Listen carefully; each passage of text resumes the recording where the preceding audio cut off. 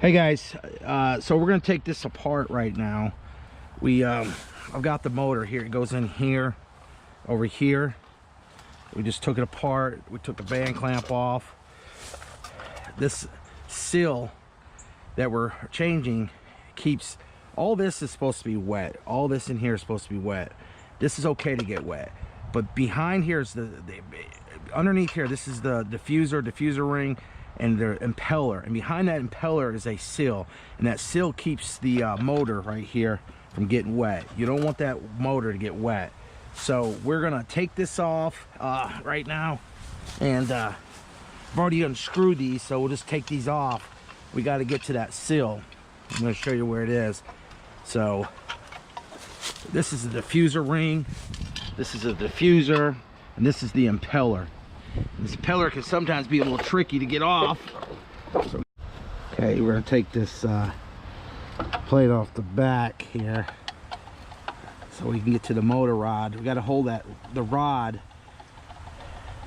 so we can take the impeller off. All right, we have an impeller screw and impeller rod. So this is going to come off here.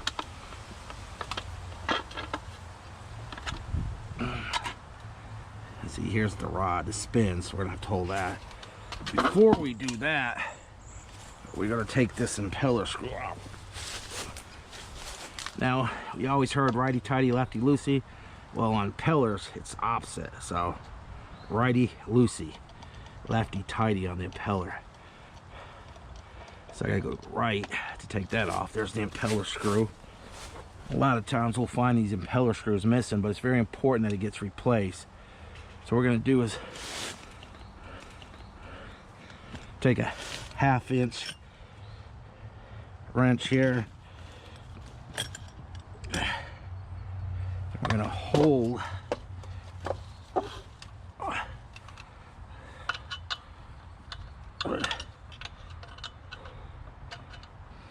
half while we turn.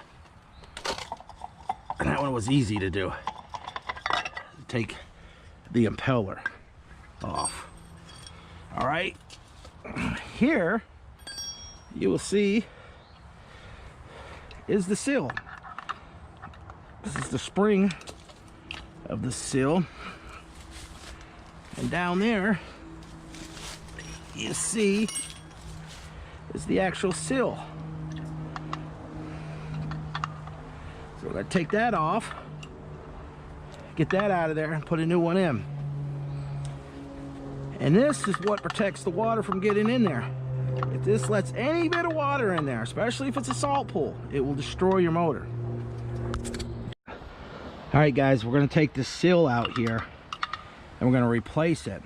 But some of the things, you got to be careful when you take this seal out. You can't damage the edge around here. And also, when we take this seal out, we're gonna look around here for any sides, anything that's any damage in here. This is the seal plate. If this is damaged, this has to be replaced too, which this is in good shape. This is in excellent shape. And it does no good to replace a seal if this is damaged and water still gets back there. So you can see that's the seal. That's the seal. And that's the seal spring. Okay, and let's put this baby back together and get this thing running again. Okay, guys.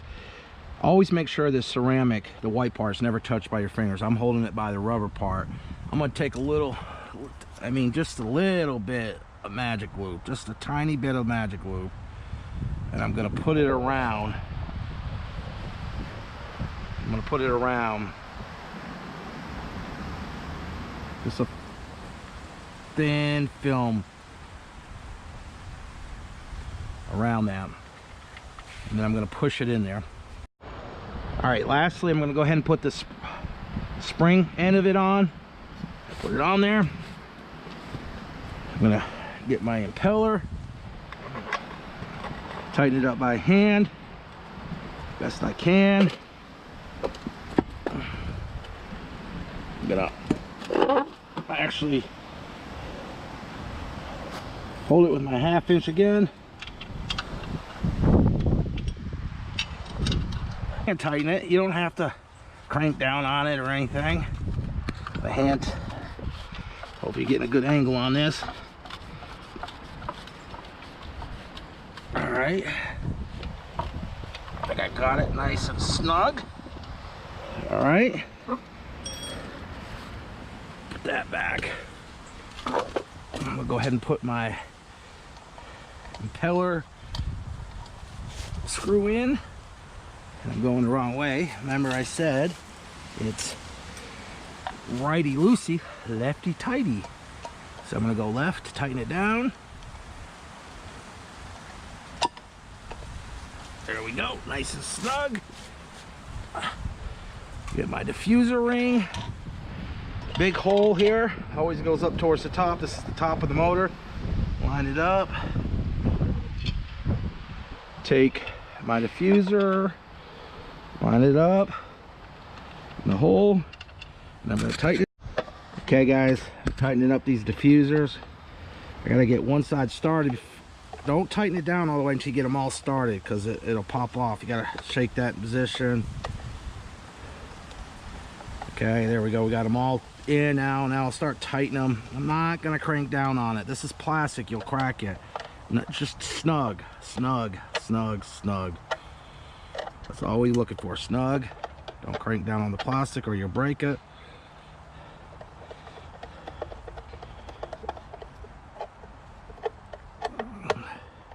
There we go, nice and snug. Okay. There we go. And it turns fine. I'm gonna put this bad boy back on. We're gonna actually take this off, this O-ring. I've already inspected it, looking for cracks, no cracks. O-ring is in good shape. This would be the time to go ahead and replace it. I'm gonna take a little bit of magic lube. Yeah. Put it on here. Here.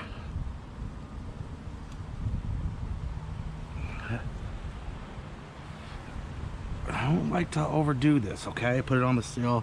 Just helps it grip better, helps it stay fresher and new. And then I'm going to take some magic lube. I'm going to put it around the diffuser O-ring. This is just going to help it slide all the way in. There, when I slide this motor in it, this is a trick I learned. If you try to slide it in there without this, it just makes it harder. Go in there. I know I'm giving all my tricks away.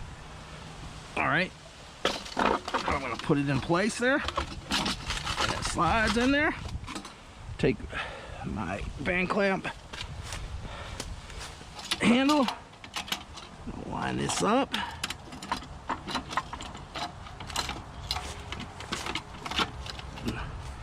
This can oftentimes be the hardest part of the job, but because I took the time to put the magic lube on there, it made it a little easier. If I could do it one hand, you should be able to do it. If you don't want to do it, call me, I'll do it. There we go. We're gonna tighten it up by hand as much as we can.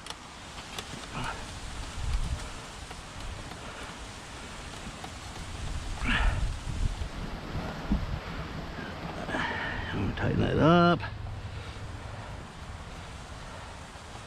There we go.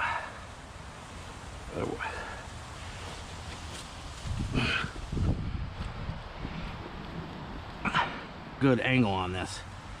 So we're just tightening it up. All right, it's about as far as it goes hand tight. Take my channel locks, just give it a little love tap. Not gonna beat it. We should be able to go a little farther with it. There. Another little tap. Now you got to be careful. Again, it's plastic. This, I've seen these people try to tighten these too much where they break, they pop. Okay, one more time. That should be good. And here's the thing, when I start this back up, if that leaks at all, I know I got to go a little tighter, and that's fine. But if it leaks around there, there's no damage. But if I break that band clamp, it's a band clamp's not cheap. That's stainless steel, and the client's not going to want to pay for it, and I don't want to pay for it. So we're gonna err on the side of caution. So last thing to do is put this plate over the back of the electric part.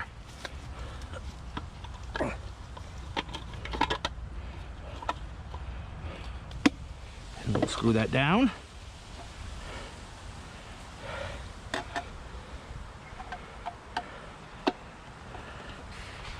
Okay, that's on.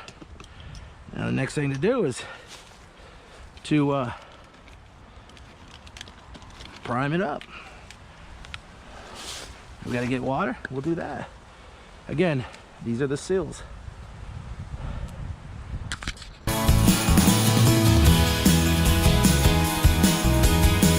We never just start it dry started. It's not good for the motor, okay? We're gonna put some water in this motor. We're gonna get it running again and check for leaks. And take the lid off. We're gonna go ahead and inspect the basket.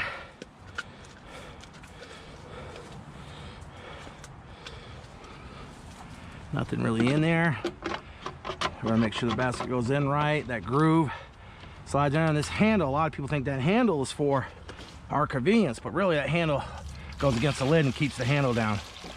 So we're gonna fill that up. Try to get those air pockets out of there. It should prime right up.